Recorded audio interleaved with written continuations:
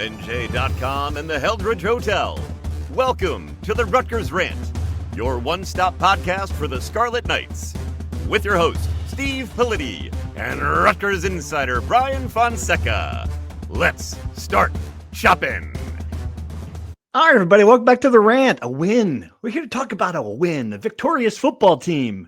I got a lot of emails that started, look, a win is a win, okay? Win's a win.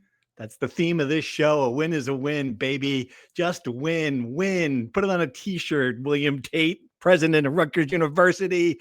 Al Davis, everyone who loves winning is coming to our podcast today. Brian, do you love winning? I love winning, but you know what's more important than winning this week? It was not losing to the worst team in the Big Ten. So how about we print a t-shirt that said, didn't lose, baby. Just don't lose. That doesn't have the same ring. Nike's not going to sell sneakers based on that. Just don't lose. Yeah, but I see your point. Certainly as important as the win was, it was as important not to lose that game. More important not to lose that game. I know that doesn't make any sense. They're the same things, Politi, but it does. There's a lot of pressure. That was a loss. If we were discussing a loss, the number of things that loss would have opened up. I mean, the can of worms that would have been just all over the place with that loss. Now we can avoid that. To avoid the talk of 0-9, avoid the doomsday discussion about the worst team in the Big Ten, avoid, just this season spiraling out of control stuff. The narrative is shifted. And I think that's one of the reasons, certainly, that you saw the emotion from Greg Schiano after the game. I get it. Like, he was excited. He was happy for his team, but the man felt the pressure and in another way just knew what was going on behind the scenes with this team. Yes, on the scale of the must win to can't lose, which I know we joke about a lot, this was firmly in the can't lose territory because you beat Purdue and nobody's giving you a backpack. Everyone is telling you rightfully that you should beat Purdue. And everyone is nitpicking about how they won the game. But to your point, if they lose that game, which would have been really fun to the same night a night later, Brian Kelly gets fired at LSU because he has 3 losses against top 10 teams. Then the firestorm of like, LSU is doing it. Penn State is doing it. Why isn't Rutgers doing it? Greg Schiano is not the guy. That would be our entire conversation. Those conversations are already happening after every game this season. People are having a referendum on the Rutgers football state of the program after every game this season. If they lost to Purdue, the next 18 to 24 months would be that. At least now, for the next couple weeks, we could talk about football and we could talk about the way Rutgers won that game and how much they can fix it before Illinois. And there's still some semblance of a season and some semblance of something to play for, right? Like the bowl game in theory is still in play. The season did not go completely off the rails, right? And exactly to your point, I think that's exactly why Greg, along with supposedly spending more time preparing than any other week in his football career, which I believe that. I legitimately believe that.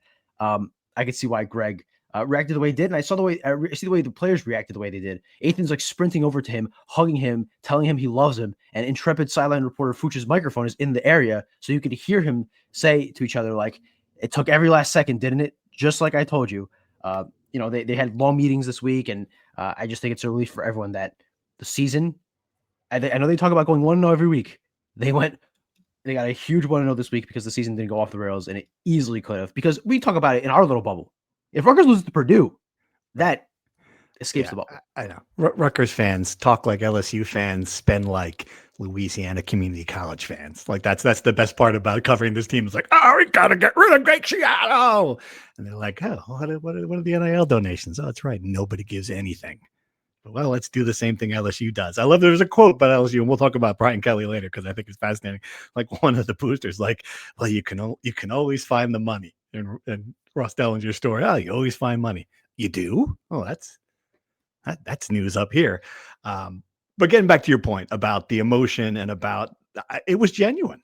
I mean, you can't fake that. He dropped to one knee. He shook both fists and looked to the sky. Got a bear hug by one of his twin sons. No one can figure out which one, which is another hilarious, Rutgers moment. Hugged Joe Susan, a longtime assistant. And then Ethan comes over and like Ethan's quotes to you about this, or to you guys who are at the game. again, like very genuine about how he felt about winning for the coach too. Like in the office for a long time, I've never met a coach who cared more about players than he does. Clearly, like if you thought that the 4-game losing streak was good to have him lose this team, once again, no evidence of that happening. This is something that has not happened.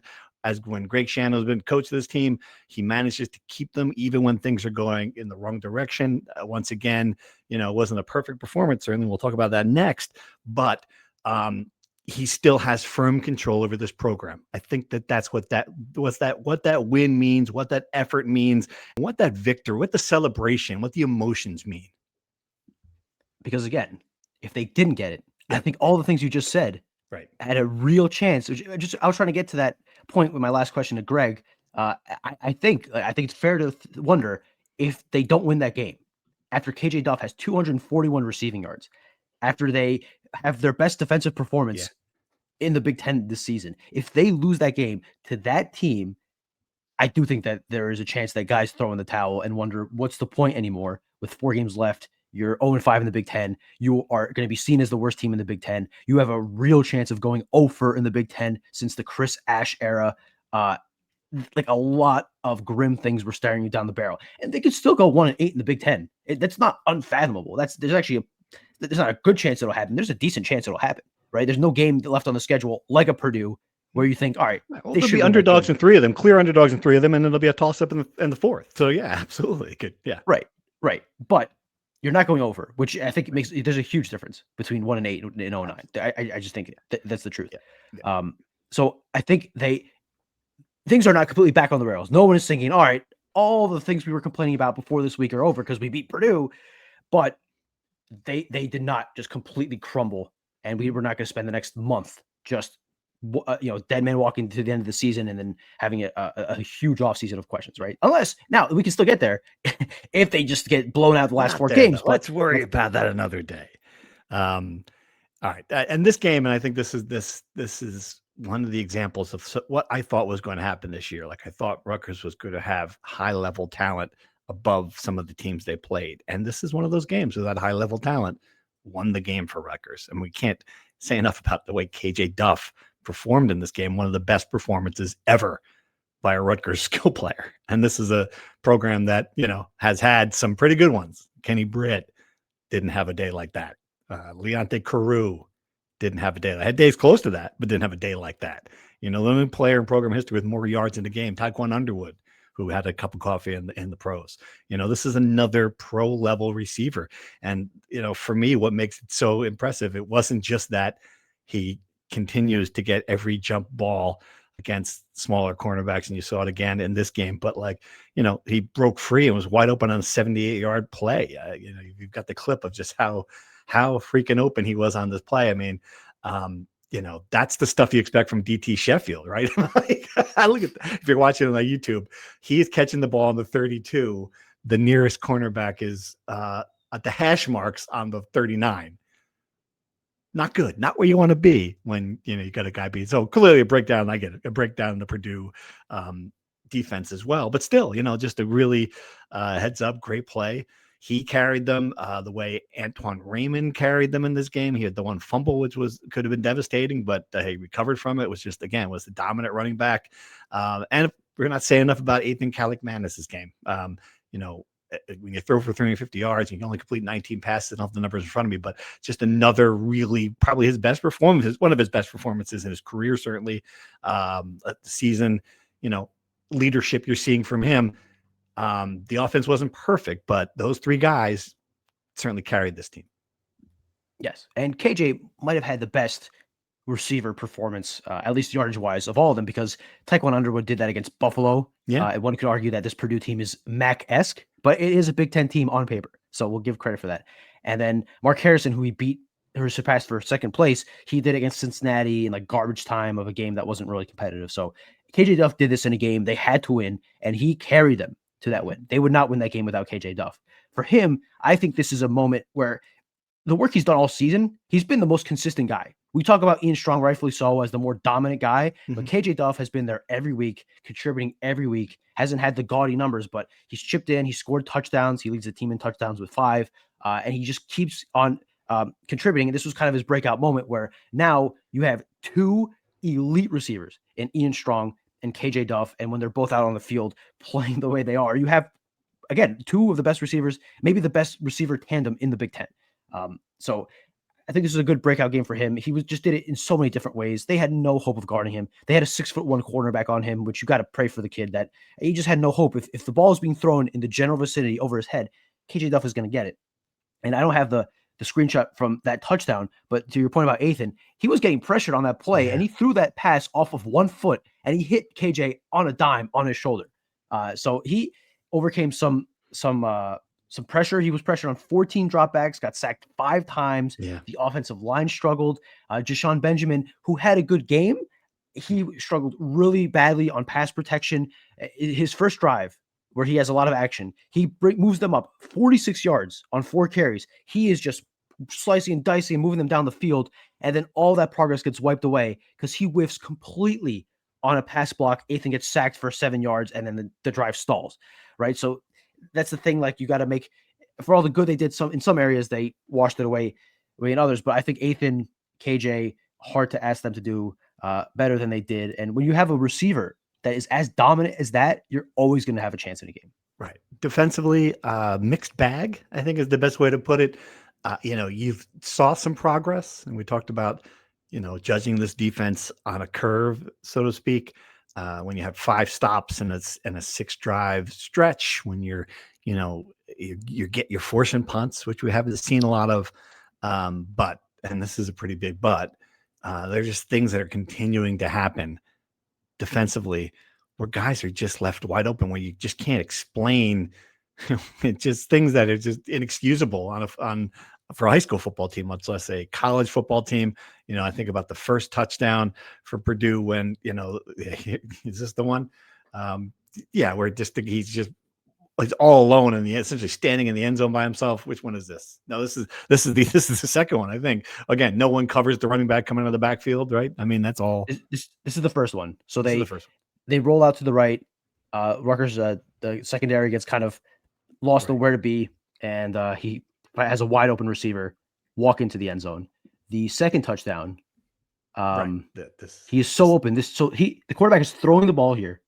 Jacoby Henderson, who identified that the receiver was wide open before the snap, did not move over. The receiver's flailing his arms. He's so open, begging to pass the ball. And I don't have the frame here, but when he catches the ball, there's no defender within 5 yards of him. And then the third touchdown, the ball's in the air. The Purdue receiver.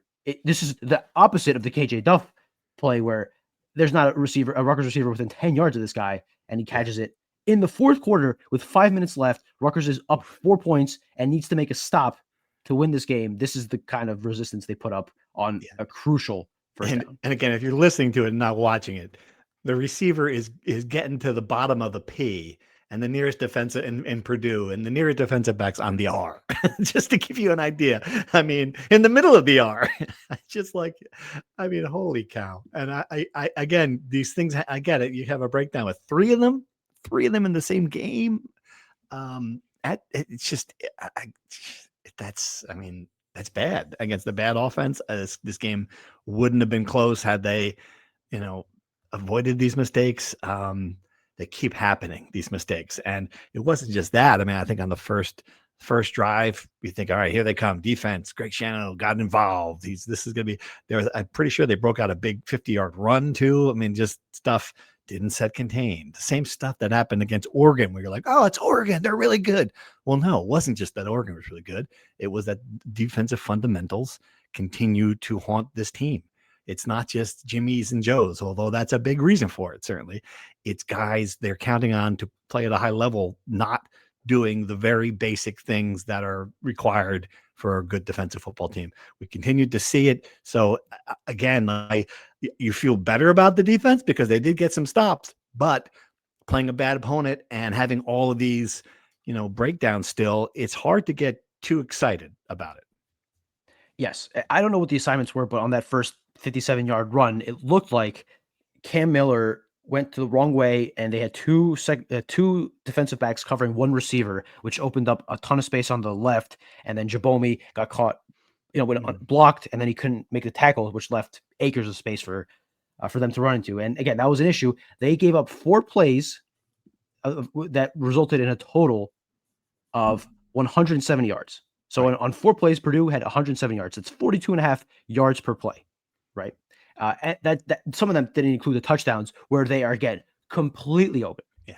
But understanding that those breakdowns are just going to happen. It's week 9. They're not going to fix that. They're not. It's just, let's not, because if you continue to elude yourself to thinking that this is the week they finally fix it, they're going to give up another 30-yard play to Illinois this week. It's inevitable. They are 4th nationally in giving up 30-plus yard plays. They've given up, I have the numbers here, 24 of them. They've given up 24 of them in 8 games. That's 3 per game. Only 3 teams give up more: Akron, Eastern Michigan, and Oklahoma State, who are a combined 6-20. Right, exactly. Oklahoma State, who gave up 69 to Oregon. But all that being said, if you take, and I know this is very silly to say, I hate when people say this, but I'm going to do it anyway. If you take out those 4 plays, Rutgers did pretty well. They gave up 175 yards on the other 42 plays, or 47 plays, I should say. That's 3.7 yards per play. They forced 5 punts. On the second drive, when Purdue gets into the red zone, they do stand tall and force a field goal, which it wins the game, right? Like those points, those are 4 points that if Purdue has, they win the game. Right. And there was some good there. Now, the 2 things apart from the big plays that give me pause that this defense is making any improvement is they got 0 sacks. They did not touch the quarterback against Purdue's offensive line. I mean, come on. And 2, they did not get an interception against the team that was averaging 1.5 interceptions per game against FBS opponents. I mean, those are 2 issues that have followed them all season. And if you're not fixing them against Purdue, you're not going to do it against Ohio State and Illinois. So the only way this defense is going to continue on this trajectory is to continue to nickel and dime and play well on plays where they don't give up huge plays, minimize the huge plays, and just pray that the opposing quarterback is dumb enough to not only get his pass deflected at the line of scrimmage, but continue to run after catching it and fumble it on the most important play of the game. If you keep getting lucky like that, then everything else doesn't matter. But this is like a reviewer of Our American Cousin in 1865 saying, other than the incident in the balcony, this was a fine production. Do you know what happened in the balcony? Come on, tell me you know what happened in the balcony. Other than the play, Mrs. Lincoln. No, other than that, Mrs. Lincoln, how was the play? Yes. But again, we're grading them on a curve, right? Yes. So I think clearly there was improvement. I think clearly this was their best performance in the Big Ten. And I think clearly the fact those things are true is a very bad sign about this defense. Not great. All right. So, and Illinois coming off a loss to Washington, no longer be ranked. We're certainly going to preview in our normal preview episode. But, certainly a step up in competition, even if they are not the team people thought they were. People thought they were a playoff contender. They're not. Still. There's 12.5 point spread for a reason in this game. That can't be like this. And you say, well, they're not going to fix it. Well, they're not going to beat Illinois. It's just kind of like, I don't see that. That's got to get fixed. It's got to. But all right, this defense is not good. It's week 9. They're not good. They're one of the worst in the country, right? You're only Greg Schiano could put in every hour of every day for the next 6 days. He's not going to make this defense that much better. It's about minimizing the bleeding. And again, we'll preview Illinois when we preview Illinois, but they stink defensively as well. They are horrible defensively. Former Rutgers assistant Aaron Henry's unit is putrid, right? So this is going to be another game where you're going to have to outscore your opponent. But again, I'll talk about this when we preview the game. I give up predicting blowouts. I give up predicting Rutgers to win any game by I look back at my predictions this season. I feel like such an idiot. So I think you got this one right. You got this one right. Barely. I mean, barely, but a win. What did we say at the beginning? A win's a win. I got it wrong. I thought Purdue was going to win based on all this stuff. I thought everything I thought was going to happen happened, except Purdue didn't win the game, essentially. So just to wrap up the Purdue game, just a couple quick notes. One, they gave up another long kickoff return at a really important part of the game. Yeah. They're just not kicking the ball through the end zone enough. They're not getting enough touchbacks, like 58%, which is 73rd in the country. I don't, they need to get a better kickoff guy because that's not enough. And you're, especially when you have so many guys on your return coverage unit banged up and out, you're playing that's another thing with injuries, but you're playing with so many reserves on that side. You're vulnerable to giving up these big returns, and that's going to kill them. It killed them against Iowa. It almost killed them against Purdue. Al-Shadi Salam getting hurt, not exactly a headliner because he was a reserve guy, but another guy on the return coverage units and another guy in the secondary that you're not going to be able to use, and you have to pull up some depth. Assuming again he's going to be out long term, I'd be shocked. He was in a cast and carted off the field. Which they carted him off the field. This is another weird thing. They carted him off the field, went to the opposing side of the field, and then at halftime they carted him back to the Rutgers locker room. It was like they were doing like a halftime show of bringing the cart around, like giving him a tour of the stadium. It was very bizarre. I couldn't understand why they did that. Maybe they went to the wrong locker room and then realized it, and they couldn't go until the game was at halftime. And then Taj White, I think that's a sneaky, really rough injury if it's long-term because you're already down your top two left tackles. Now you got to shift over Tyler Needham to right tackle, which means Mashoud Giwa would be your starting left tackle, and he'd be your fourth starting left tackle.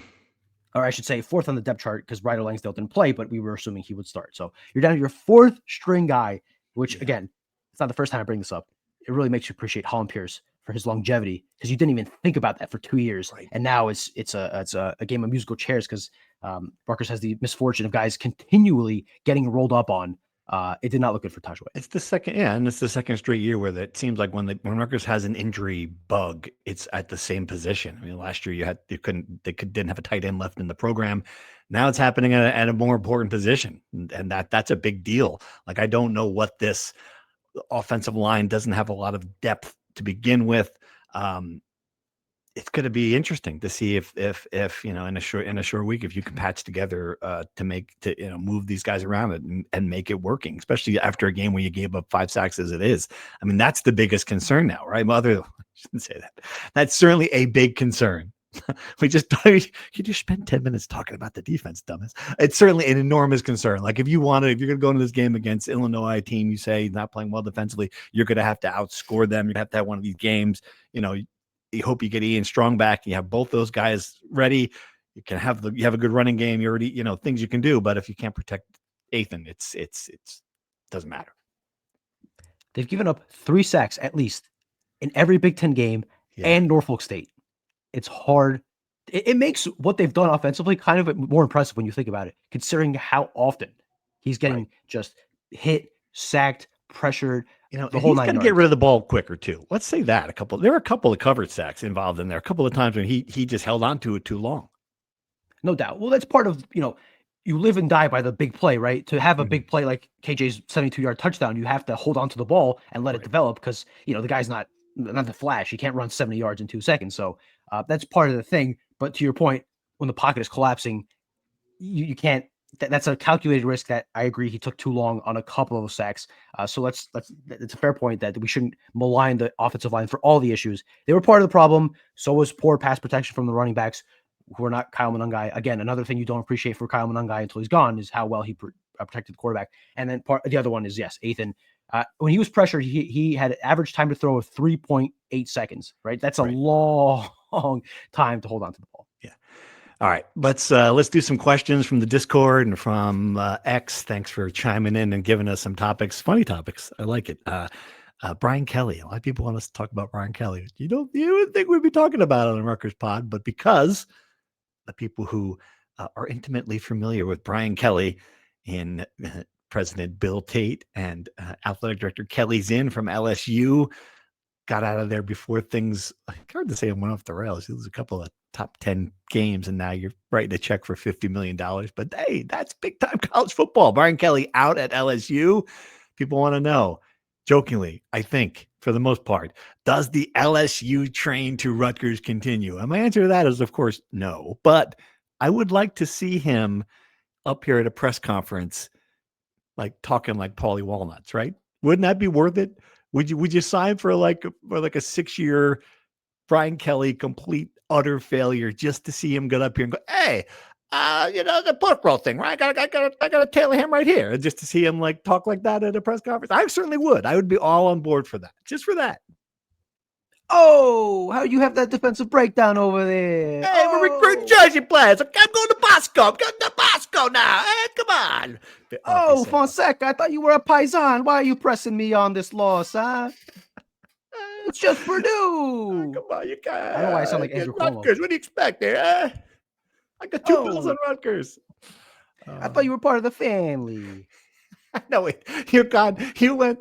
I was trying to do Paulie Walnuts. You seem to be going a little Joe Pesci. Either way, it's fine. I'm just telling you, you got to pick one or the other. You can't go back and forth with your Pesci. Every time he answers a question, he just points out. Oh, we're almost there. We're getting close to that, aren't we? We're going to talk about that soon. I told you we'd get the big win, Brian. You were busting my balls all week. I told you we'd beat Purdue, Brian. Yes, that would be great. But no, Brian Kelly is not going to. Where do you think he ends up, though? This is a good question. What do you think happens to Brian Kelly? Someone will hire him. He's a coach that won 9 games every year for like a decade. He's coached at Notre Dame. He coached at LSU. I think things just got too toxic there. I mean, Texas A&M fans took over Death Valley, and the fans from LSU that stayed were chanting, "Fire Brian Kelly," right? And when you have a school where the governor is getting involved intimately in coaching decisions, it means more down there. The governor helped hire this coach up here, by the way. Let's not forget that. Intimately involved in hiring Greg Schiano. So before we say, it's crazy, it only happens in Louisiana. Phil Murphy was pulling some strings behind the scenes and up here. And apparently Chris Christie was pulling some strings behind the scenes to get Pat Hobbs hired too. So I understand your point. But, a lot of strings. Vote carefully. And November 2nd, folks. Okay. But at LSU, every coach for the last 30 years has won at least one national championship between Jerry DiNardo and now Brian Kelly, which is pretty funny that they're not in the same sentence. But the guy has a high pedigree. And I think there's enough big jobs open now. LSU, Florida, Penn State. Has Auburn fired Hugh Freeze yet? I'm losing track here. If they haven't, they will fire him. Yes. Virginia Tech, big job. We can argue if it's a big job or not. But point being, Florida State's going to open soon. If you even said that, it's going to be a lot of jobs. Florida State, Florida. I said Florida. Sorry. The point being, there's a lot of open jobs, and these schools will soon find out. Not a lot of great candidates out there. Yeah. Brian Kelly is going to be a top 2 or 3 guy, and he can probably accept a lower salary than usual because he has a $53 million buyout, right? Which they're negotiating apparently. I don't know how you negotiate a buyout when you just fired a guy, but the point being, he will have options. If you were president of a big time university, you had a choice between Brian Kelly and James Franklin. Which one are you hiring? Wow, it's a great question. It's a great question. Well, James Franklin has won at 2 different leagues in 2 different scenarios, right? Between a downtrodden program in Vanderbilt and Penn State. He didn't win the big one. He won a lot of little ones. Brian Kelly has won at Notre Dame, and then he completely flopped in the SEC. I mean, he was swimming upstream the entire time he was in the SEC. So I guess I'd go Franklin. And Franklin's younger and has more juice, I think, on the recruiting trail. Kelly's got 64. more juice. Kelly, better coach? If you had Maybe. X and O one, does it matter? At this point, probably not. Kelly's won more big games than Franklin? No? He's made it to 2 natties, and this was before the playoff, right? Where you had to essentially be perfect to make a natty. Yes. Where would you go? My thing is, I think Franklin's a fraud. I know Kelly's a fraud, so I'm going to go Franklin. Absolutely. I just think he will bring juice, inject a little credibility into a program. Maybe, I don't know, but that is an interesting choice. And those, you're right. Like all these big jobs, there ain't some, there's not like there's a hot shot list of all these. Who's UCLA going to hire? Like there's not like this list, a long list of available candidates. It's a great question. The other part of this, like I still don't understand it. Like when is a program going to say, look, here's our replacement level coach. We have figured this out. Like Andrew Luck at Stanford or someplace where like we're gonna put our money towards the talent, and we're gonna hire a coach who he's got a very nice track record at Division I AAA something state, and he's X's and O guys, and we're going to give him the best players ever, and we're not going to play this game where we have to appease the alumni by hiring the bright shiny thing. Like, we're just not going to do that. I'd be very interested to see if someone, if a big time program were willing to do that. It'd be fascinating. The Indiana model. The Indiana model, exactly. It is the Indiana model, yes. But then Indiana said, "Well, we better give him $100 million just because. Like, we did this, we pulled this thing off. We got the Jim Madison coach, didn't get a job for 40 years, but now we're gonna make sure we're gonna pay him like he's the only coach in America who could possibly win here." Yeah, exactly. To your point, though, Indiana is not LSU, right? You could sell that in Indiana because what else are they gonna do? Where they're gonna say, "What? We should have hired Brian Kelly." No one's gonna say that. Now, if you try to sell Kurt Cignetti before Indiana to LSU, that's going to be tough to get past the governor, who's going to try to win the election in November, for him to say, "Guys, vote for me. I got Kurt Cignetti from James Madison to Baton Rouge." Yes. So two different worlds. But I agree with you. I do think, though, that they might overcorrect and start looking for diamonds in the rough like Kurt Cignetti. And there are a lot more Chris Ashes than Kurt Cignettis, right? There are a lot more guys who aren't ready for the big time than those guys that have spent their entire lives preparing for this. So there will be a lot of fired ADs. Someone who coaches at Cincinnati won at a certain level. I'm not talking about some hotshot coordinator. I'm talking about a guy with a track record of winning at a smaller time program. So like a Summerall at Tulane or a Golish at USF, who they have a group of 5 teams ranked right now, and they've shown some success. I think the Summerall guy at Tulane is going to be a shoo-in because he's in New Orleans already, or in Louisiana already. And he's won and he recruited. But sometimes Billy Napier was a home run hire. He had Louisiana Monroe winning at an unprecedented level. He went to Florida with everyone thinking he'd be the guy to take them back to where they were with Urban Meyer. And then he completely flopped, right? So some of these things make a lot of sense on paper, but it's different in reality, So yeah, you need to get like a proven Super Bowl winning coach and surround him with NFL guys like my alma mater did, and that works so perfectly. So there's no formula. There's no easy way of doing this here. Giant asterisk. If your Super Bowl winning coach is 74 years old and his girlfriend is about as young as every one of his players, probably not a good mix. All right, another question. That was fun. Another question. Odds. People want to know, not to be a bummer looking ahead, but if you had to place the odds or percentages on Ian Strong going pro, transferring to a blue blood, or staying for his senior year, KJ Duff transferring, staying, Antoine Raymond transferring up or staying. All right, let's go through each one of them. Ian Strong, it's interesting. This dynamic's changed a little bit or has it after one game? I checked before the game. Ian Strong was like a 3rd rounder in some draft projections. It's hard to really project where a guy in that area is going to go. That those are combine players. There's a lot that has to happen there.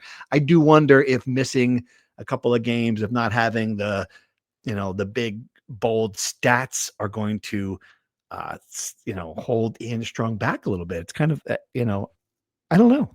If I would have thought before the season he was 85% gone, I'm lowering that number to 60. The thing is, though, that now they have more options, right? Even if they don't go to the NFL draft, the next level is a high level blue blood, throws a lot of money at them, right? Right. And it's not being a bummer because these conversations are happening in the Hale Center and in football headquarters around the country since August. These are just it's a reality of the sport. Yeah. So Ian Strong, I agree. He missed a couple of games, and the early season fervor he had has kind of cooled down. I still think that teams will look at his physical attributes, his size, his ability to get open. I think he'll do a decent job at the combine if he wanted to do that. I think it depends on the kind of grade he'll get from scouts at the end of the year. And I think that if he's going to leave, the NFL is most likely the route. You think it's more likely than LSU? You think? Let's say one of those schools offers him a humongous bag. Like Rutgers would have to look at its resources. It also depends on how much money Kelly's in gives Greg Schiano, right? But I think inarguably, right, KJ Duff and Ian Strong would be the 2 guys who have the highest priority in getting them to matching whatever other teams are getting them, right? And I think for those 2 guys, they're a bit unique in that they're from the area in Long Island. I think they really like being at Rutgers. I think they like playing in Straka's system. I think they're close to their families and they like to be around. I think that stuff matters to them compared to other people. But sometimes the money's so big that it's hard to combat that. I think it's too early to really tell, right? And I think none of what we're saying here is gospel. But if you're just telling me to guess, just recklessly speculate, I think it's more likely that he is not at Rutgers next year than he is at Rutgers. And if I have to decide between the routes, I would say the NFL is more likely than him transferring out to a bigger program. But I do think that if there's even any inkling of interest of him transferring, that he will get every program in the country, looking to get him. If you could keep one of those two receivers, Strong or Duff, which one are you keeping? If you had the money, the resource, you could only pour it into one receiver because you needed to pour in. And I hope this conversation is happening because you needed to get a defensive lineman and a left tackle out of the portal. You can't have two, high six-figure receivers. Which one are you keeping? It's a tough question, and I'm trying to battle against recency bias because it's hard not to say KJ Duff after what I just watched. But recency bias, I mean, you saw something there from that kid. You really did. I don't know. It's tough. There's a lot of positives with KJ Duff. His size, his youth, he has an extra year of eligibility, which I guess doesn't matter for this exercise because it's a 1-year deal every time. That's a good question. I don't think you can go wrong, to be honest. I just don't know which one right now I would pick because I think that there's, which this is a good thing for this year's team. There's not that much separation at this point, right? Yes. I think if all things equal, I would take Strong, but the extra year of eligibility making me think, and you're right. Like you're betting on something that is, if KJ Duff has another year like this, he's going pro next year, right? But that would be a conversation you'd have. Yeah, absolutely. And I don't know if they can keep both. I think it's unlikely they would be able to keep both just because of what we're talking about here, resources. Kelly Zinn was very clear about this. The part of the thing they're doing to raise money is not just get money in the portal to bring players in. It is to retain their talent, and that she was clear about that. There's not going to be enough money to go around to keep all the shiny toys when you need some building blocks. So, I mean, it's going to be a very fascinating offseason for that. I think we've seen with the defense that the priority should be retaining because you can't flip an entire roster. And if you don't hit on 2 or 3 or 4 spots, then the whole thing falls apart, right? So retention is infinitely more important for Rutgers as a program than recycling, cleaning, getting a bunch of guys in the portal. And again, just to wrap up the point, in an ideal world, and I still think it's the more likely scenario, Ian Strong goes to the NFL. He gets drafted in the top 3 rounds. It's good for him. It's good for Rutgers. And then they're able to pull all the resources they have in wide receiver to KJ Duff and make him the feature guy and then fill out the 2 spots behind him as they've done in the past. So that's the ideal scenario. I think it's the most likely, but you never know in this portal era. Right. The problem with what you said a minute ago is like you want to use the money retaining players on defense. Based on what I see on defense, you need defensive tackles, defensive ends, linebackers, safeties, and cornerbacks. Other than that, you should have no problem retaining talent in the defense. All right. And Antoine Raymond. Coaches, depending on certain positions, that's another whole other money you have to spend. Different pot, but more money to spend because as much as you're going to have to change a lot on the field, I think there's no doubt there's going to be multiple changes on the defensive staff, right? That you just can't go into another season with what just happened and retain most of the guys. I think Antoine Raymond, this is a tough one. This is another tough one because I want to say that obviously he's going to get all these carries. He's a young guy. He'll stay, but I wonder if there's going to be some money ball decisions made here on different positions.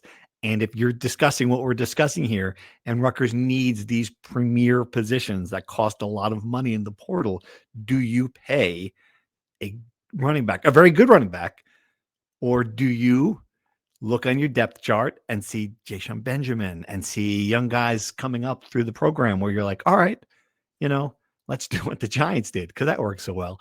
And let's not pay a running back and let's focus on other positions of where it's harder to get guys. That's a fascinating decision. I think again, more likely than not that he's on the roster next year, but that's my butt there with Raymond. Right. And not to like look into just looking generally, right? Like we're having NFL front office conversations with this kind of stuff.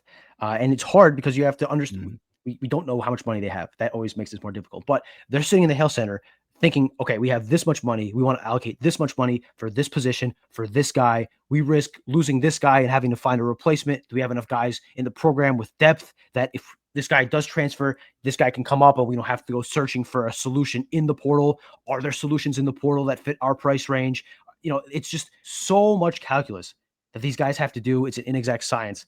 So it's hard. It's hard to know what the right thing is though. But if you're going to look at positional value, right? Like what positions are the most important that you have to pour most of your resources in, running back has to be near the bottom. You mentioned the Giants. Yes, they faltered without Saquon Barkley. Then they just found a guy in Cam Skatibo who, until his leg, combusted yesterday, was looking pretty damn good, right? So I think it's easier to find a replacement running back than it is to find a replacement edge rusher or defensive tackle, which Rutgers at tackle, they might be fine with Doug Blue Eli coming back.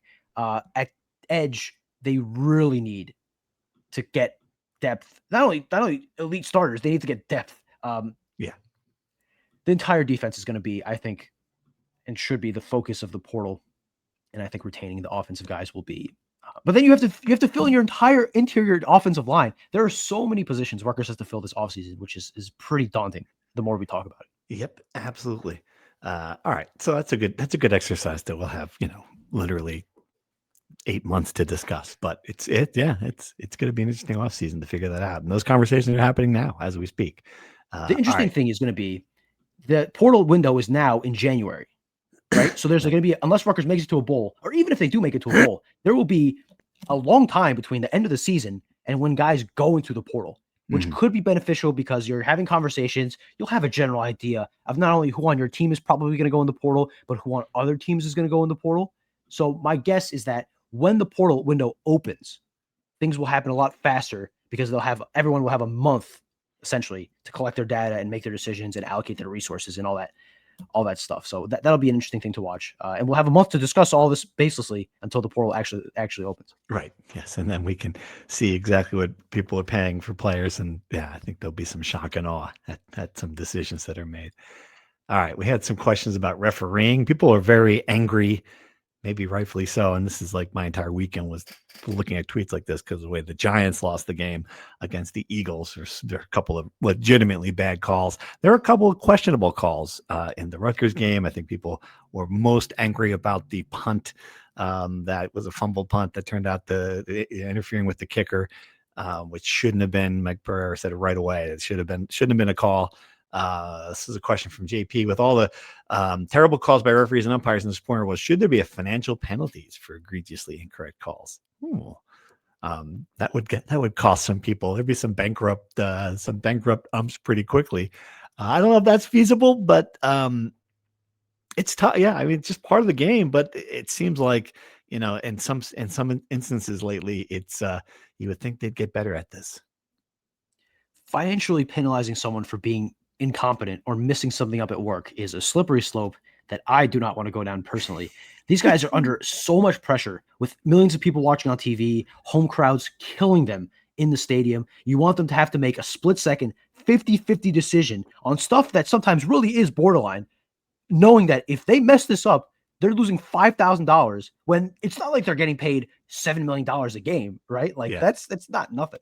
I don't think more punitive action is going to be something that fixes this because I don't think referees are messing up calls because they feel like it, right? I don't think the ref saw that kick catch interference and was like, all right, I don't really think it was a penalty, but I'm going to throw it anyway just to mess up Rutgers' day, right? So I think it was a bad call.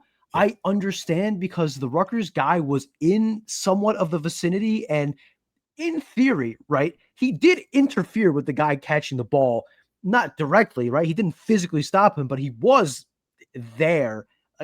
Again, I didn't think it was a great call. I don't think it was an egregious call. Agree totally. Yep.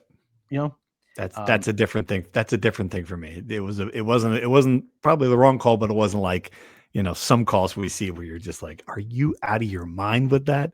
And I thought that with the pass interference in the Giants game, Darius Slade, just like they're having hand-to-hand combat. He breaks free and catches an 80-yard pass, how long it was, touchdown pass, and they're calling pass interference and that completely changed the game. That stuff, you're like, that's egregious to me. That was a kick in the nuts, that play, because Al-Shadi Salam got hurt for nothing, right? They recovered the ball and then they don't get it back. They get penalized and they lose a guy with a serious injury. And two, really quickly on penalties, Purdue did not get penalized once. Really? I think that probably stuck in Rutgers' craw more so than that call because it's hard to go an entire college football game and not commit one penalty. Right. All right. Last question. Our friends at the RU Screw podcast, which I don't, do they even record a podcast anymore? Not anymore, unfortunately. Though they were one of my favorite listens in the rotation, but life gets in the way. What is Greg Schiano's record in games following a scathing Polity column? I think that's very funny. I don't know that there's any correlation between a Rutgers win and me going rip shit on Greg.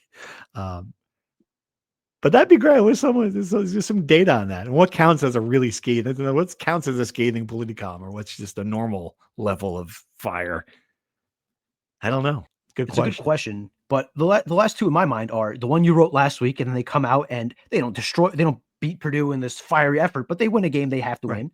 Fairness to them. And then last year, when you, just shredded the guy, rightfully so, after somehow losing that Illinois game, they came out the next week and they just destroyed Michigan State. They treated Michigan State like all the guys were wearing a Politi cutout on their faces, and they wanted to take out all their aggression because they just beat the piss out of them.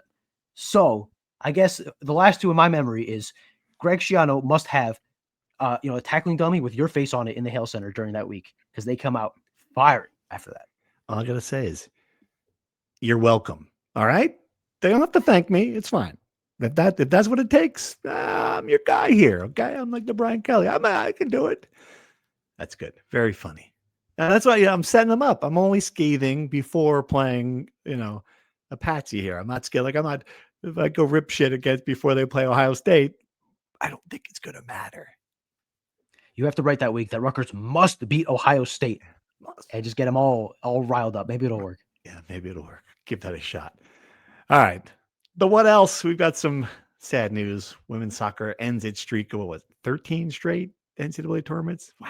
12 or 13. First of all, I don't know for sure. Yeah, let's give a round of applause, because that is a pretty incredible run of success for Michael Neal and his team. Took a step back this year. I don't pretend to know what happened, but for a high level of success for a long period of time. There's a couple of college cups in there. I think there's an Olympian. They've had high level players. I think that's the model for Rutgers athletics, and it's a shame that it ended, but it doesn't diminish what he's done there. You said this before. If there's any coach at Rutgers that deserves a down year, it's Mike O'Neill, for the consistency of excellence he's had in this program. Now, that being said, you really have to hope this is a blip in the radar and not a sign of things to come. If they miss the NCAA tournament again next year and they don't show progress, that's not great. Right now, just like you, I'm not going to pretend to know. I didn't watch every game. The results speak for themselves. As long as it's just one bad year, bad recruiting or whatever it is, that's fine. It's acceptable as long as you get back to the NCAA tournament within the next couple of years. But the other teams in the program, in the school, are picking up slack. Field hockey's having a decent year. It looks like they're going to make the Big Ten tournament, and they're going to have a chance to earn their way to the NCAA tournament. Men's soccer's upward trajectory has kind of sputtered a little bit, but they're in line still to make the Big Ten tournament and can still, I think, I don't know this for a fact. I should have done better research. I think they're still in contention for the NCAA tournament, right? Which is better than what they've been in the past. So listen, if one team is going to have a bad year, it's good that other teams pick up the slack.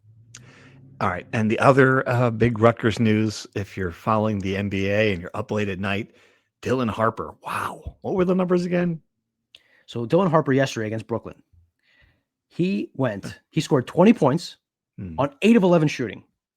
He had 6 rebounds, 8 assists, 0 turnovers, and 2 steals. Wow. In his second NBA game, second or third. Second NBA game. That's amazing. He looks pretty good. And it's just, I hate to keep saying this. This is exactly what I thought was going to happen when I looked at these guys in the NBA. And my first thought when I read that stat line back was like, oh my God, this guy played at Rutgers and they didn't sniff the NCAA tournament. It doesn't make sense. It is more shocking now than it was when it happened, because I've had time to kind of, pull back. I've done other things. I've thought about other things, and I wasn't fully focused on Rutgers basketball as I was in February and March last year during that frenzy. And now you watch Dylan Harper dribble past NBA defenders, finish at the rim against NBA centers, steal the ball from NBA guards, throw lobs to Wembanyama, and you think, oh my God. Right. And meanwhile, now, Wembanyama was on Rutgers last year. They would make the tournament, but that's a whole other thing. Right. Meanwhile, Ace Bailey on the other side has apparently touch of the flu, is 0 for 5 from the field, left the game with 13 points in his last, 0 points in 13 minutes. Sluggish was the word people in Utah using to describe him, kind of off to to the opposite start. He had the flu. He had He the flu. missed the first game of last year too with an injury. So maybe he's just kind of a slow starter that'll work his way up. Yeah, right. Also, Dylan is in a better situation. The Spurs have a lot of talent around him. Ace is not quite in that in Utah. So I think that plays a part in it as well. Indeed. All right, let's stop there. We'll be back later in the week to preview the Illinois game. Hopefully have a special guest to help us pick it. Yeah, fun, winning program. Thanks for listening. Thank you for listening to the Rutgers Rant, sponsored by the Heldridge Hotel. Head to nj.com/Rutgers for more Scarlet Knight content.